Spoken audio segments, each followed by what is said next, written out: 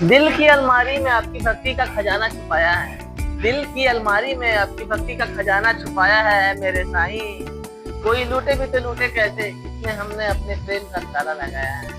जी नमस्कार, मैं राजेश कुमार। आप सभी साईं दरबारियों को प्यार भरा साईं राम। तो चलिए आज की कथा को अविलंब शुरू करते हैं। साईं राम। हे सद्गुरु श्री साईं बाबा, आप धन्य हैं। हम आपको नमन करते हैं। आपने विश्व को सुख पहुंचाया और भक्तों का कल्याण किया।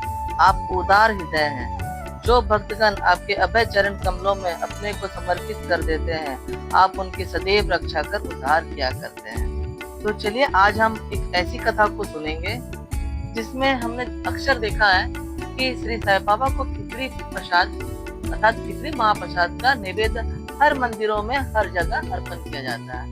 वैसे तो उनके शिरडी में 4 टाइम जिनका सिर्फ वस्त्र ही चेंज हो रहा हो और करोड़ों की दान आ रही है, उनको सिर्फ एक खिचड़ी का प्रसाद ही कैसे संभव है।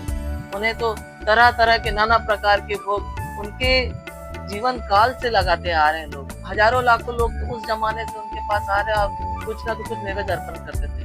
वे इतनी मात्रा में जमा उस समय हो जाया करते थे कि गरीबों और भिखारियों को खिलाने के बाद भी पर्याप्त मात्रा में बच जाता था। सोचिए जरा, जो हाथ में एक तीन पात लिए घरों घरों में भिक्षा मांगा करते थे, उनके दरबार में इतना खजाना उनका चमत्कार ही है। वे महान संत है जिनका बखान मुझ जैसा निरीह ज्ञानी कभी नहीं कर सकता है।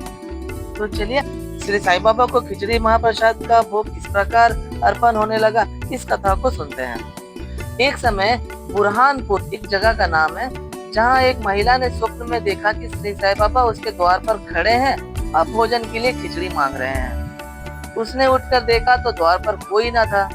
फिर भी वह महिला बहुत प्रसन्न हुई और उसने यह स्वप्न अपने पति तथा अन्य लोगों को भी सुनाया।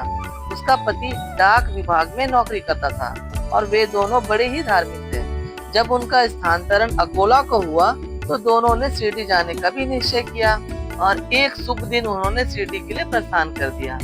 मार्ग में घूमती तीर्थ होकर वे शिरडी पहुँचे और वहाँ 2 माह तक ठहरे।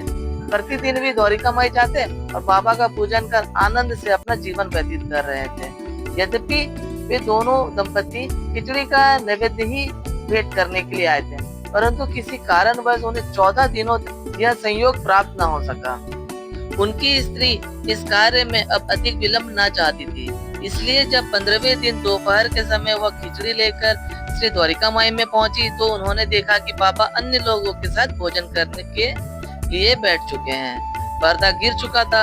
अब पर्दा गिरने के पश्चात किसी का साहस न था कि भीतर प्रवेश कर सके, परंतु वह एक क्षण भी प्रतीक्षा न कर सकी और हाथ से पर्दा हटाकर भीतर चली गई। बड़े आश्चर्य की बात थी, उसने देखा कि बाबा की इच्छा उस दिन सबसे पहले खिचड़ी खाने की ही थी, जिसकी उन्हें आवश्यकता थी। जब वो थाली लेकर भीतर आई तो बाबा को बड़ा ही हर्ष हुआ और वे उसी में से खिचड़ी का ग्रास लेकर खाने लगे। बाबा की ऐसी उत्सुकता देखकर प्रत्येक को बड़ा आश्चर्य हुआ और जिन्होंने इस खिचड़ी की वार्ता सुने, उन्हें भक्तों के प्रति श्री बाबा का असाधारण स्नेह देखकर बड़ी ही प्रसन्नता हुई। तो इस तरह श्री साईं बाबा के चरणों में खिचड़ी महाप्रसाद अर्पण होने का सिलसिला शुरू हो गया। श्री साईं अनंत है। वे एक चींटी से लेकर ब्रह्मांड पर्यंत सब भूतों में व्याप्त है। वेद और आत्मज्ञान में पूर्ण पारंगत होने के कारण वे सद्गुरु कहलाने के सर्वथा योग्य ही है। वे भेदभाव की भावना को नष्ट कर उन्हें अप्राप्य वस्तु की भी प्राप्ति करा देते हैं। भक्त लोग श्री साईं बाबा के चरणों पे भक्ति पूर्वक गिरते हैं और श्री साईं बाबा भी भेदभाव रहित होकर प्रेम पूर्वक भक्तों को गले लगाते हैं। वे सांसारिक और आध्यात्मिक दोनों ही विषयों में अपने भक्तों को उपदेश देते हैं और भक्तों को अपना जीवन ध्येय प्राप्त करने में सहायता प्रदान करते हैं। बाबा आपको कब और कहां किस रूप में भेंट हो जाएंगे, आप उन्हें पहचान पाइएगा कि नहीं पहचान पाइएगा, यही एक बहुत बड़ा सवाल है जिसे हम मेरा ज्ञानी मनुष्य कभी नहीं समझ सकेंगे। और हम उस समय हो सकता है उन्हें ना पहचाने और हो सकता है उन्हें पहचान भी ले। इसके लिए हमें अपनी भक्ति को इतना दृढ़ कर लेना चाहिए कि हम उन्हें आंखें बंद करके हो या आंखें खुली आंखें से हो, हर जगह उन्हें ही हम दर्शन करें।